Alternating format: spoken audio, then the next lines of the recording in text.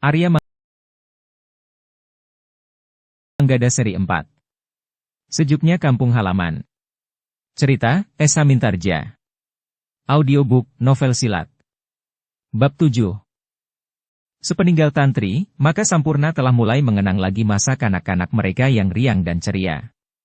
Sambil berangan-angan ia berkata, "Kita tidak pernah takut bermain di halaman di kebun atau bahkan di perapatan-perapatan.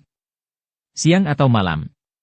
Apalagi saat bulan terang, namun suaranya pun merendah. Sekarang, anak-anak itu sama sekali tidak berkesempatan lagi. Setidak-tidaknya untuk sementara. Hanya untuk sementara," berkata Manggada kemudian, "mudah-mudahan suasana seperti ini segera berakhir." "Maksudmu?" tiba-tiba Wisesa bertanya. "Kita harus berada di rumah," berkata Manggada. Sampurnalah yang menjawab, "Maksud Manggada, kita akan segera menghentikan tingkah laku Wirasabet dan Suragentong." Wisesa menarik nafas dalam-dalam. Katanya, "Aku sudah memperingatkan Sampurna, bahwa yang dilakukan Ki Jagabaya itu sia-sia. Wirasabet dan Suragentong bukan orang kebanyakan. Apalagi setelah ia bekerja sama dengan Ki Sapaaruh. Jadi maksudmu, suasana seperti ini akan dibiarkan berkepanjangan?" bertanya Sampurna. Lalu katanya, "Wisesa, ayah adalah seorang bebahu padukuhan. Bagaimanapun juga ia harus berbuat sesuatu bagi kebaikan padukuhan ini sesuai dengan tugasnya. Tetapi Ki Jagabaya hanya sendiri, Sampurna. Kau lihat, apakah Ki Bekel dan para bebahu juga mendukung kesetiaan Ki Jagabaya dalam tugasnya?" bertanya Wisesa. "Jadi menurut pendapatmu, kita biarkan saja padukuhan ini menjadi sesepi kuburan sekarang ini?" "Tentu tidak," jawab Wisesa. "Aku sudah mengusulkan, dan barangkali sudah langsung aku sampaikan kepada Ki Jagabaya, bahwa kita harus berani melihat kenyataan. Kita harus berani mendengarkan, apa yang sebenarnya dimaui oleh Wirasabet dan Suragentong. Jika kita dapat memenuhinya, maka persoalannya akan segera dapat diselesaikan." "Memang satu pikiran yang baik," jawab Sampurna, "tetapi seperti yang dikatakan oleh ayah, bahwa dengan demikian maka kita akan mengorbankan seisi padukuhan ini." "Ah, aku kira tidak, Sampurna. Memang mungkin kita harus memberikan pengorbanan. Tetapi sepanjang pengorbanan itu wajar, maka kita tidak mempunyai pilihan lain." "Yang sulit adalah ukuran kewajaran itu," berkata Sampurna. "Kita belum pernah mencobanya," berkata Wisesa. Sampurna mengangguk-angguk. Katanya, "Memang masuk akal. Tetapi sudah tentu melalui pembicaraan yang panjang dan tentu tawar-menawar. Untuk melakukan hal itu kita memerlukan orang yang berani melakukannya. Sementara orang-orang padukuhan ini merasa bahwa melihat keduanya dari kejauhan saja sudah dianggap satu bencana." "Mungkin Ki Jagabaya dapat melakukannya," berkata Wisesa. "Seandainya ayah ingin mencobanya, apakah kau bersedia bertemu dan berbicara dengan Wirasabet, Wisesa?" Wajah Wisesa itu tiba-tiba menjadi tegang. Katanya, "Kenapa harus aku? Bukankah itu tugas Ki Jagabaya?" "Mungkin itu termasuk tugas ayah. Tetapi tentu ada perantara yang membuat hubungan untuk melakukan satu pembicaraan. Kenapa tidak kau saja, Sampurna?" "Aku anak Jagabaya itu." "Sebaiknya memang orang lain," jawab Sampurna. Tiba-tiba Manggadalah yang menyahut. "Aku bersedia berbicara dengan Paman Wirasabet." "Kau?" Wajah Wisesa menjadi tegang kembali. "Ya. Aku memang sudah menyatakan kesediaanku untuk membantu Ki Jagabaya." "Apa salahnya?" bertanya Manggada. Wisesa memandang Manggada dan Sampurna berganti-ganti. Dengan nada berat ia pun berkata, "Kita tidak sedang bermain-main seperti dahulu, Manggada. Kita tidak sedang bermain soyang atau bermain ular naga. Juga tidak gobak sodor atau permainan yang lain. Kalau kau dahulu dikenal sebagai anak yang bandel dan keras kepala dalam bermain, akibatnya akan jauh berbeda jika kau menjadi keras kepala sekarang ini." Manggada mengangguk-angguk katanya, "Hal ini aku lakukan karena aku ingin menyumbangkan sesuatu bagi kampung halaman ini, Wisesa. Tata kehidupan di padukuhan ini harus segera berubah. Dorongan itulah yang memaksa aku untuk bersedia melakukan tugas ini jika Ki Jagabaya sependapat dan membebankannya kepadaku. Nampaknya, setelah kau pulang dari rantau, kau ingin disebut sebagai pahlawan di sini," berkata Wisesa selanjutnya. "Ketahuilah, bahwa seseorang yang melihat Wirasabet dan Suragentong adalah pertanda bahwa orang itu akan mengalami bencana, Mungkin datangnya dari kedua orang itu, atau dari pengikut mereka, atau dari kisah Pak Aruh. Tetapi Manggada tertawa. Katanya, berita itu terlalu dibesar-besarkan. Atau sengaja dilontarkan oleh para pengikut Paman Wirasabet dan Suragentong. Kau memang keras kepala. Tetapi jika kemudian batok kepalamu yang keras itu akan berlobang oleh tongkat Wirasabet, adalah salahmu sendiri, geram Wisesa. Aku telah bertemu dan berbicara dengan Paman Wirasabet. Aku baru saja memanjat pohon manggis dan duet di halaman rumahnya justru ditunggui oleh Paman Wirasabet sendiri. Omong kosong, Wisesa hampir berteriak. Kenapa harus berbohong? Tetapi jika kau tidak percaya, bertanyalah kepada Kirsadana dan tetangga yang rumahnya berseberangan dengan rumah Paman Wirasabet. Wajah Wisesa menjadi tegang, sementara Manggada bercerita tentang pertemuannya dengan Wirasabet, kemarin dan pagi hari itu. Ternyata aku dapat berbicara dengan Paman Wirasabet seperti biasa. Bahkan Paman Wirasabet tidak berkeberatan aku memanjat pohon manggis dan duetnya. Aku tidak percaya, potong Wisesa. Tetapi Sampurna yang menyahut. Aku percaya. Sejak kecil Manggada tidak suka berbohong. Justru karena ia keras kepala. Nanti kita akan berbicara dengan ayah. Di mana Ki Jagabaya sekarang? Bertanya Manggada. Ayah baru keluar sebentar. Mungkin menemui beberapa bebahu padukuhan. Ayah banyak bercerita tentang kesediaanmu membantunya kepada orang-orang padukuhan ini, berkata Sampurna. Dengan nada datar Wisesa berkata. Memang sekarang kesempatan anak-anak muda padukuhan Gemawang untuk menjadi pahlawan. Tetapi juga sekarang anak-anak muda yang sombong akan dijerat oleh kesombongannya sendiri. Manggada mengerutkan dahinya. Tetapi ia tidak menjawab. Sementara itu, Wisesa pun berkata, baiklah. Aku akan minta diri. Namun aku masih ingin memperingatkan Manggada. Kita kawan bermain sejak kanak-kanak. Karena itu, aku tidak ingin melihat Manggada akan digilas oleh sikap keras kepalanya yang tanpa perhitungan sama sekali. Bahkan kini ia tidak saja bengal dan keras kepala, tetapi juga sombong. Ah, jangan begitu Wisesa, sahut Manggada, kita sudah lama tidak bertemu. Sebaiknya kita bicarakan saja hal-hal yang baik. Aku bermaksud baik, Manggada. Sebelum kau terjerumus, aku ingin kau bergeser surut. Aku akan memikirkannya, jawab Manggada. Demikianlah, maka Wisesa itu pun minta diri. Sampurna, Manggada dan Laksana pun bangkit pula dan mengantarnya. Mereka turun dari serambi. Di mana Tantri, aku akan minta diri? Berkata Wisesa itu. Oh, Sampurna melangkah kembali, aku akan memanggilnya. Sejenak kemudian Tantri itu pun telah keluar bersama Sampurna. Dengan nada tinggi Wisesa itu pun berkata, sudahlah Tantri. Aku hanya singgah saja. Besok aku akan singgah lagi. Besok aku akan membawa bibit kemuning. Bukankah yang kau tanyakan bibit pohon kemuning, bukan bibit pohon pacar? Ya. Kemuning, jawab Tantri, terima kasih sebelumnya. Sampurna. Manggada dan Laksana mengantar Wisesa sampai ke pintu seketeng. Sampurna mengangkat selarak pintu dan membukanya. Bertiga mereka memperhatikan Wisesa yang melangkah menuju ke pintu regol halaman. Ketika ia keluar dari regol, maka nampak ia ragu-ragu. Kemudian kepalanya menjenguk ke kanan dan ke kiri. Baru kemudian Wisesa turun ke jalan dan sambil menutup pintu regol maka Wisesa itu pergi. Sambil menutup pintu seketeng dan menyelaraknya. Sampurna berkata, ia sering datang kemari. Oh, Manggada mengangguk-angguk. Sementara itu Sampurna pun berkata selanjutnya. Nampaknya ia mulai tertarik kepada Tantri yang menjadi dewasa. Tetapi nampaknya ia tidak senang kepadamu. Kenapa? Bertanya Manggada. Kau dekat dengan Tantri sejak remaja kecil. Meskipun kau jugalah yang paling sering berkelahi dengan Tantri. Manggada tertawa. Katanya. Itu sudah terjadi bertahun-tahun yang lalu. Waktu itu kami masih kanak-kanak. Yang kami pikirkan tidak ada lain kecuali permainan yang kadang-kadang memang menimbulkan pertengkaran. Tetapi bukankah Tantri juga sering berkelahi dengan Wisesa? Bahkan sungguh-sungguh berkelahi. Jawab Sampurna, tetapi Wisesa waktu itu masih sering menangis dan melapor kepada orang tuanya. Jika orang tuanya ikut campur, maka Tantri dan kita semuanya berlari menghambur meninggalkan lapangan permainan. Mereka pun tertawa serentak. Laksana yang tidak melihat masa kecil itu ikut tersenyum-senyum. Meskipun ia baru saja berkenalan dengan Wisesa, namun kesannya memang kurang menyenangkan. Ketika mereka sampai ke pintu serambi, ternyata Tantri masih berdiri di belakang pintu.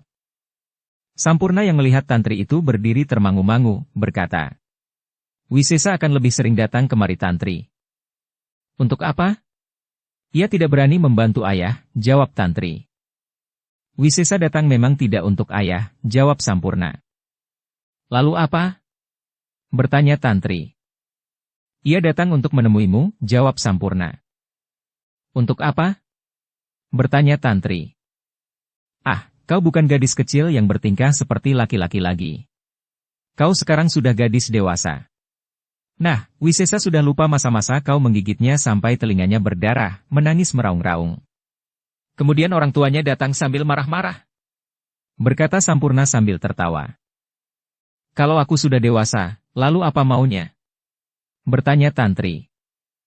"Tidak apa-apa." Sebenarnya ia menjadi ketakutan. Ketika seseorang memberitahukan bahwa Wirasabet memasuki padukuhan ini, ia lari masuk dan singgah di rumah ini.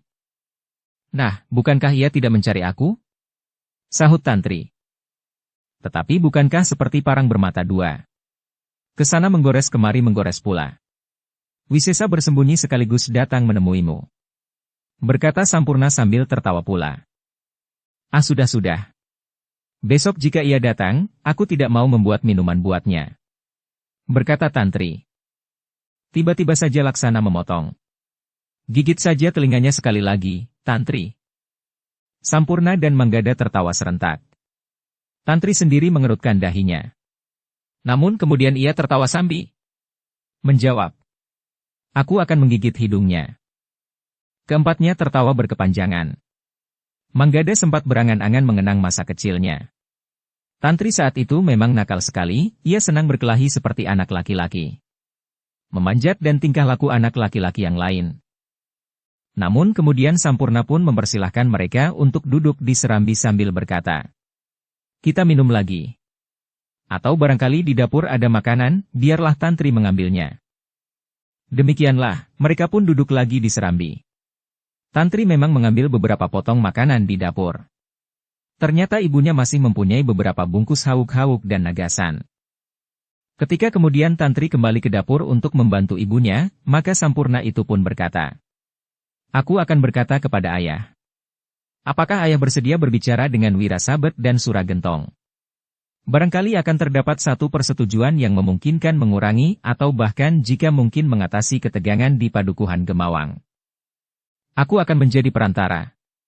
Berkata Manggada, "Aku akan menemui Paman Wirasabet. Mudah-mudahan dalam waktu dekat, ia datang lagi ke padukuhan ini.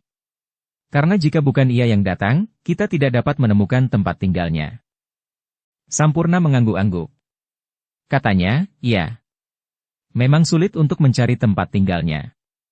Hal ini memang pernah disampaikan kepada ayah. Tetapi waktu itu ayah kurang memperhatikan karena menurut ayah kemungkinan penyelesaian dengan cara itu kecil sekali. Ayah menganggap bahwa Wirasabet dan Suragentong tidak akan dapat diajak berbicara. Aku akan mencoba. Besok, lusa dan hari-hari berikutnya aku akan datang ke rumah Paman Wirasabet."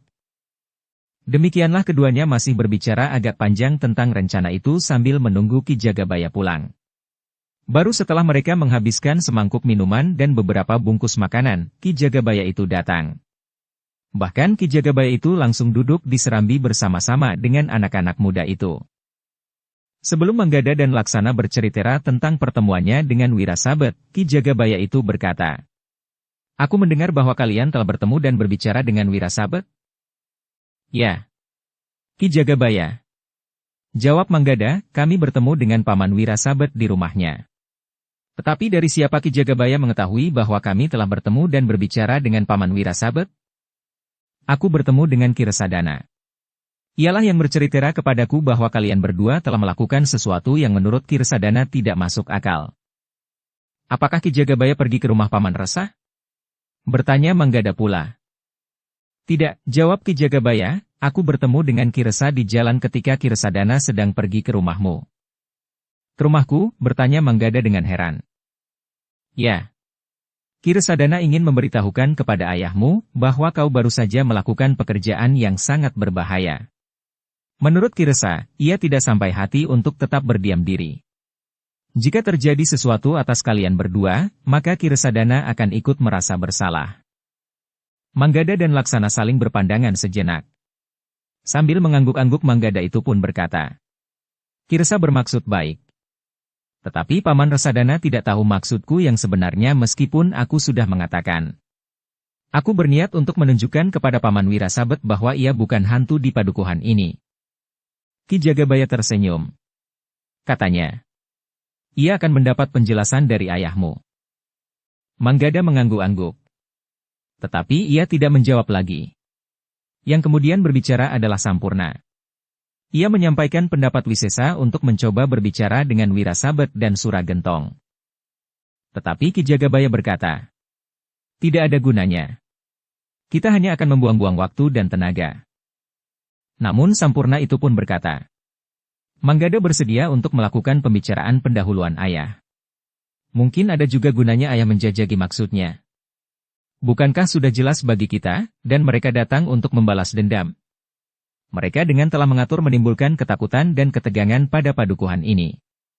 Mereka mengancam orang-orang padukuhan dengan segala macam cara. Tetapi barangkali kedua orang itu akan dapat dihentikan dengan syarat tertentu. Mungkin mereka mengajukan syarat-syarat itu. Jika saja syarat itu masih wajar, bukankah kita akan dapat memenuhinya? Ki Jagabaya memandang Manggada dengan kerut di dahi. Namun kemudian ia bertanya, apakah kau ingin mencobanya? Jika Ki Jagabaya setuju, kami akan mencoba berbicara. Tetapi hasilnya, kami tidak dapat mengatakannya. Ki Jagabaya mengangguk-angguk. Katanya, baiklah. Jika kau ingin mencobanya, tetapi berhati-hatilah. Bagaimanapun juga kedua orang itu adalah orang-orang yang berbahaya. Bertahun-tahun mereka mempersiapkan diri untuk melakukan balas dendam. Karena itu, agaknya memang sulit untuk mencairkan maksud mereka itu. Tetapi agaknya segala cara memang dapat dicoba. Terima kasih atas kepercayaan Ki Jagabaya. Sebenarnya kami telah didorong untuk ikut membantu memecahkan persoalan-persoalan yang timbul sejauh dapat kami lakukan. Aku mengerti Manggada. Karena itu sejak semula aku menghargai kesediaanmu itu. Tentu saja segala sesuatunya tidak hanya tergantung kepada kalian berdua. Dengan persetujuan Ki Jagabaya itu, maka Manggada dan Laksana kemudian harus mempersiapkan diri untuk melakukan tugas yang lebih berat. Beberapa saat kemudian, maka keduanya itu pun telah minta diri. Tantri dan Nyi Jagabaya telah datang pula ke Serambi saat keduanya akan meninggalkan rumah itu. Berhati-hatilah Nger, pesan Nyi Jagabaya. Ya Nyi. Kami akan berhati-hati, jawab Manggada. Demikianlah, maka Manggada dan Laksana itu pun meninggalkan rumah Ki Jagabaya. Di jalan pulang mereka tidak banyak bertemu dengan penghuni padukuhannya. Satu dua orang nampak turun ke jalan dengan tergesa-gesa. Kemudian hilang di balik pintu-pintu regol halaman. Aku tidak pernah mendengar suara orang menumbuk padi, berkata Laksana. Manggada mengangguk. Katanya, ya. Aku tidak tahu bagaimana caranya mereka mendapatkan beras.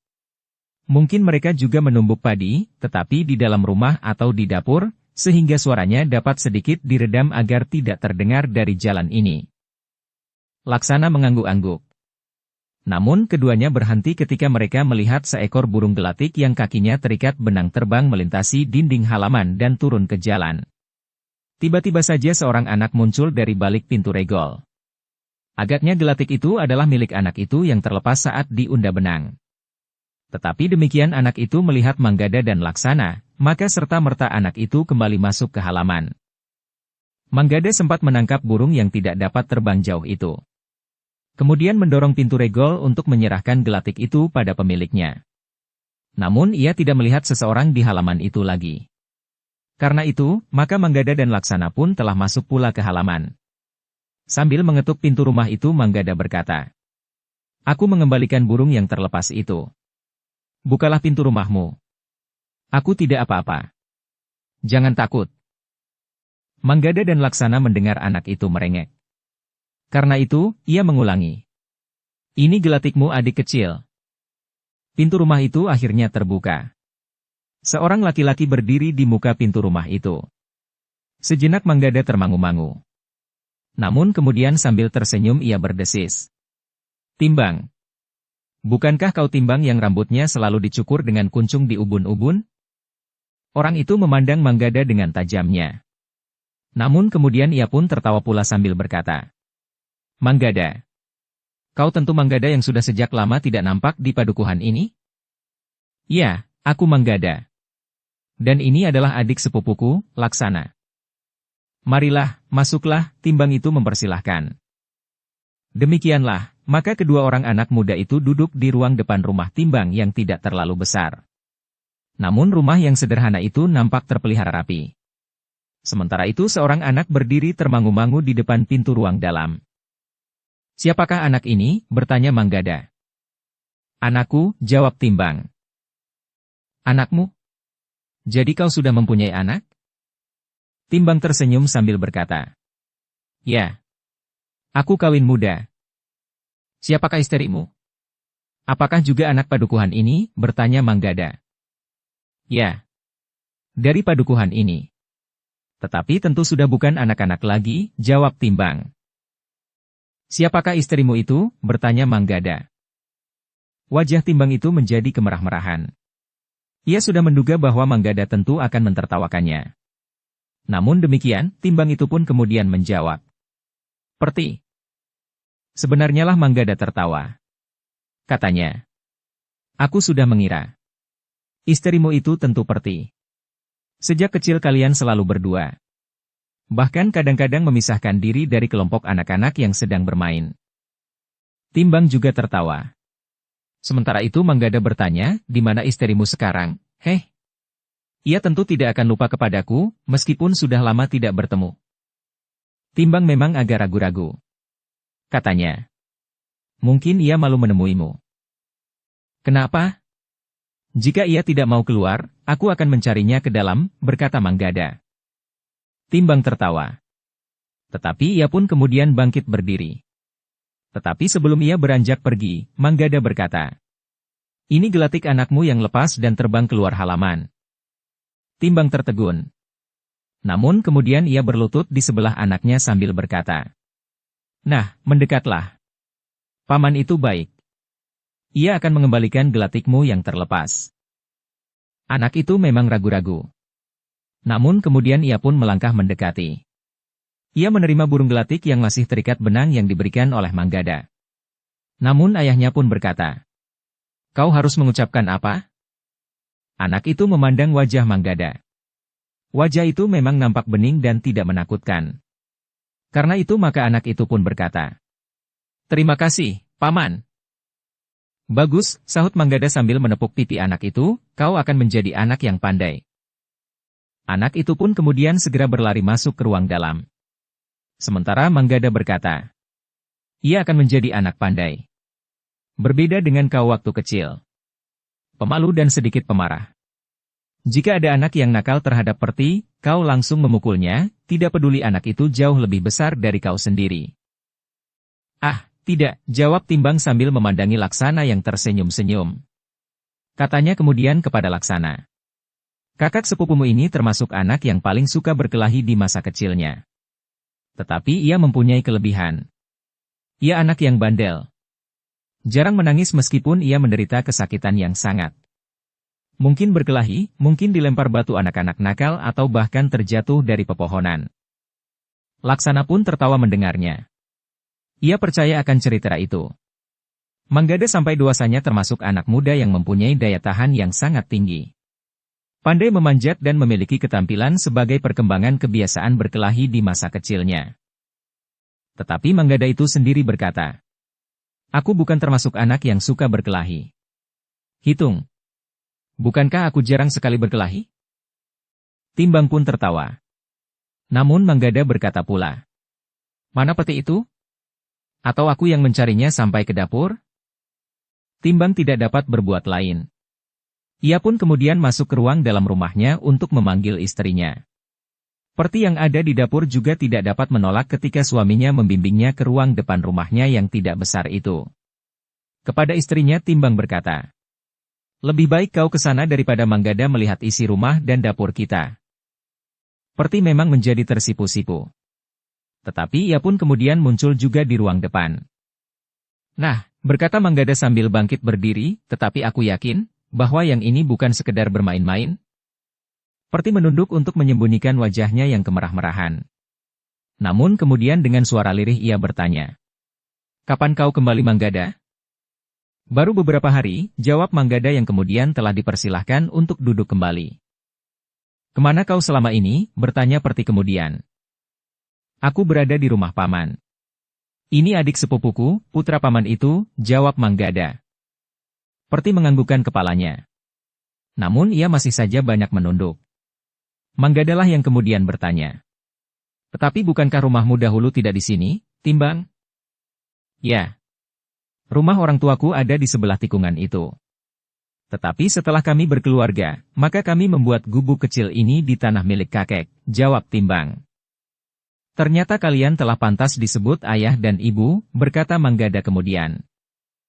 "Kau pun sudah pantas," desis Perti. Manggada tertawa. Sementara Timbang mengingat-ingat. "Anak perempuan yang manakah yang di masa kecilmu selalu dekat denganmu di setiap permainan?" "Aku dekat dengan semua kawan-kawanku, laki-laki atau perempuan," jawab Manggada. Tetapi Perti itu berkata, "Kau sering berkelahi dengan tantri waktu kau kecil." Manggada tertawa. Katanya, "Ya, justru berkelahi." Demikianlah, beberapa saat mereka sempat berbicara tentang masa kecil mereka. Namun kemudian Perti itu berkata, "Baiklah. Silahkan duduk. Aku akan pergi ke dapur. Mungkin kalian haus?" "Tidak. Terima kasih. Aku baru saja minum," jawab Manggada yang bahkan kemudian berkata, "Aku justru akan minta diri." "Kau pergi kemana saja Manggada?" bertanya Timbang. "Melihat-lihat keadaan padukuhan ini. Nampaknya terlalu sepi dan suasananya tidak menarik," jawab Manggada.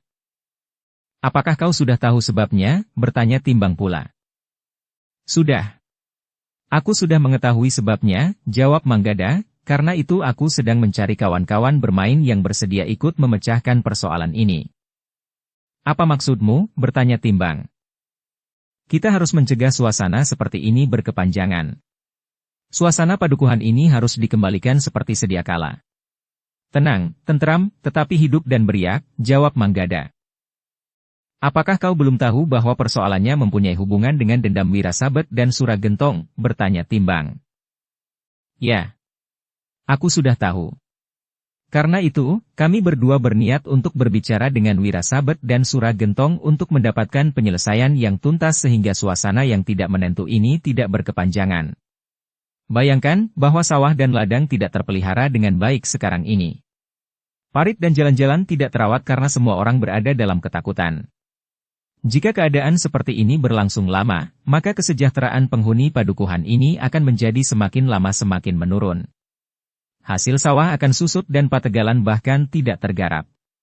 Semua orang keluar dari rumahnya dengan tergesa-gesa karena mereka menghindari Wirasabet dan Suragentong," berkata Manggada dengan sungguh-sungguh. "Itu tugas para bebahu. Di sini ada Ki Bekel, Ki Jagabaya dan bebahu yang lain. Biarlah mereka mencari penyelesaian. Kita tinggal menunggu," jawab Timbang. Tetapi Manggada berkata sambil tertawa, "Kenapa kau tidak marah-marah kepada Wirasabet dan Suragentong seperti masa kanak-kanakmu? Kau sama sekali tidak dapat tersinggung selembar benang pakaianmu.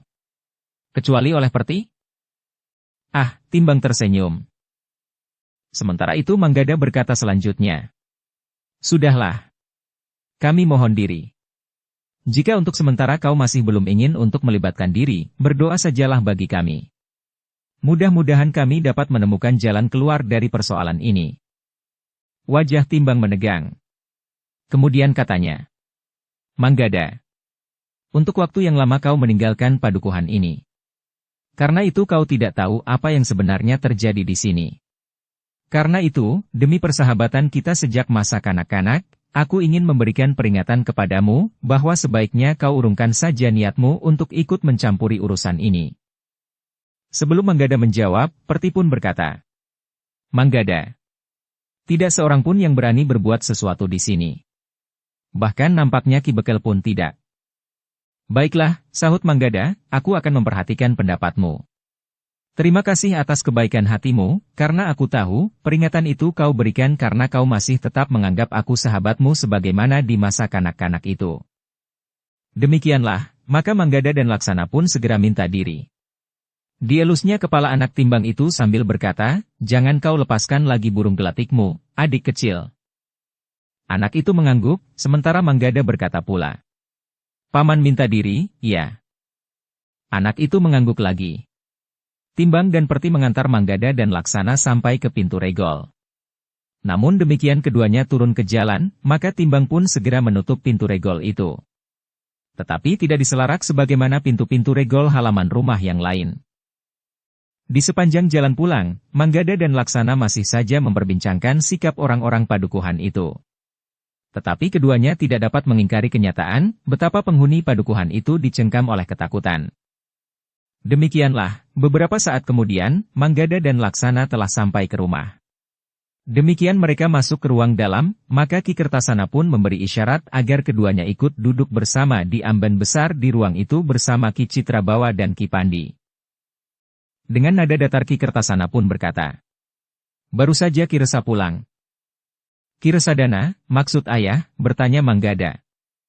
Ya. Keresa yang rumahnya di sebelah rumah Wirasabet. Manggada dan Laksana saling berpandangan sejenak. Namun kemudian Manggada itu pun bertanya. Apa yang dikatakannya? Aku tahu, ia bermaksud baik.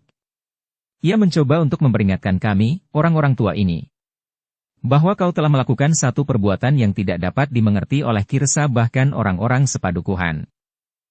Ya. Ki Resa pun sudah langsung memperingatkan aku. Kau harus tahu bahwa maksud Ki Resa itu baik, berkata Ki Kertasana kemudian. Ya. Kami mengerti. Lalu, apa yang ayah katakan kemudian kepadanya, bertanya Manggada. Aku hanya dapat mengucapkan terima kasih dan berjanji untuk menyampaikan pesannya kepada kalian berdua, jawab Ki Kertasana. Manggada dan Laksana mengangguk-angguk. Namun kemudian Manggada pun telah menceritakan kesediaannya untuk berbicara dengan Wirasabet. Ki Jagabaya telah menyetujuinya, berkata Manggada. Ki Kertasana menarik nafas panjang. Kemudian katanya, memang satu langkah yang berbahaya.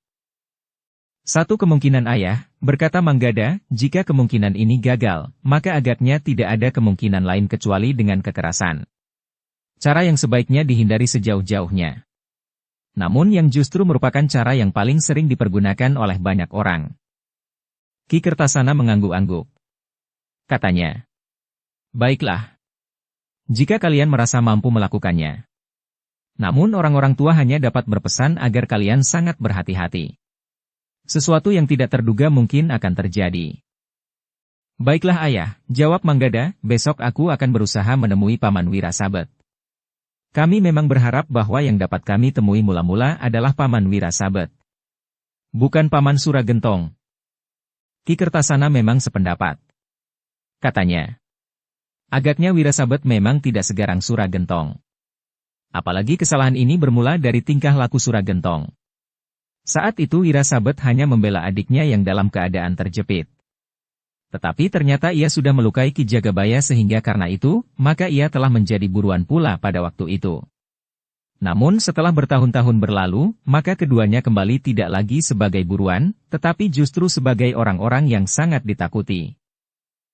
Tetapi bukankah belum pernah ada orang yang membuktikan atau menjajaki kemampuan mereka yang sebenarnya, bertanya Laksana tiba-tiba.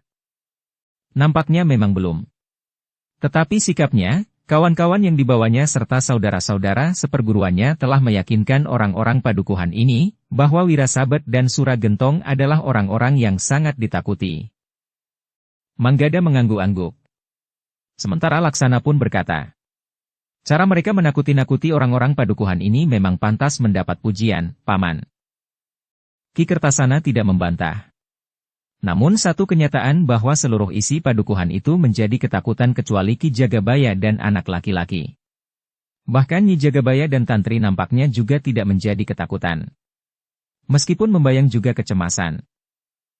Ternyata anak laki-laki Ki Jagabaya itu selalu membawa keris meskipun ia sedang di rumah.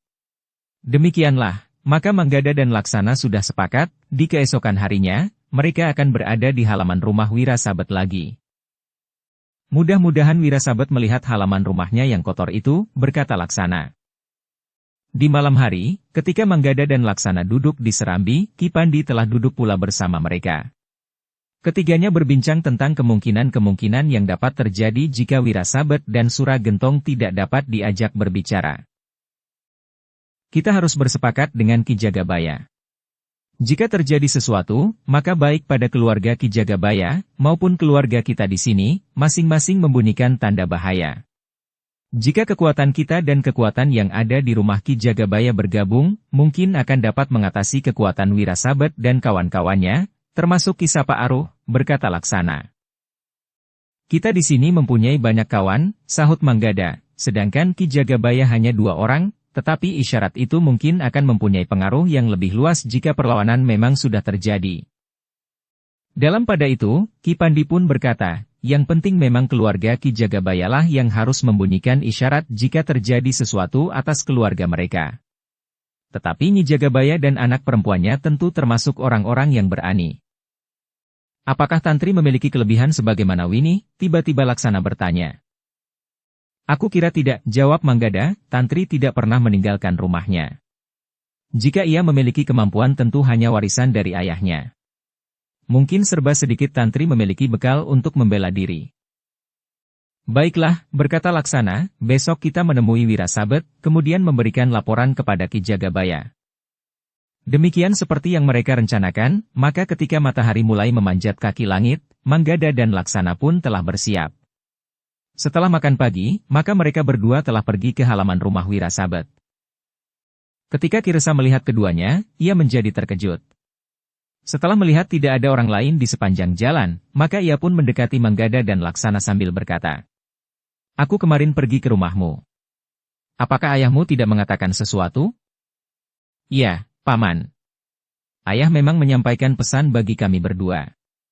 Bahkan ayah juga sudah berpesan, agar kami tidak datang kembali ke halaman rumah ini, jawab Manggada. Jadi kenapa kau kembali lagi, desak Ki Resa. Kami masih saja selalu ingin berbicara dengan Paman Wirasabet, jawab Manggada. Sekali lagi aku peringatkan, Ngger. Itu sangat berbahaya. Kami mengucapkan terima kasih Paman. Sebagaimana ayah katakan, maksud Paman memang baik. Tetapi kami mempunyai pertimbangan tersendiri Paman. Ki Resa menarik nafas dalam-dalam. Namun dalam pada itu, 2 orang berjalan tergesa-gesa melewati jalan di muka rumah Wirasabet.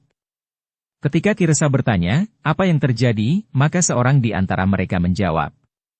Wirasabet dan anaknya bersama 2 orang pengawalnya akan lewat jalan ini. Kedua orang itu tidak berhenti. Tetapi mereka pun berjalan semakin cepat. Dalam pada itu Ki Resa pun menjadi gelisah.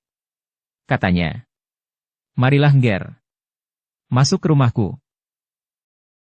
Tetapi Manggada tersenyum sambil menjawab. Aku di sini saja, Paman.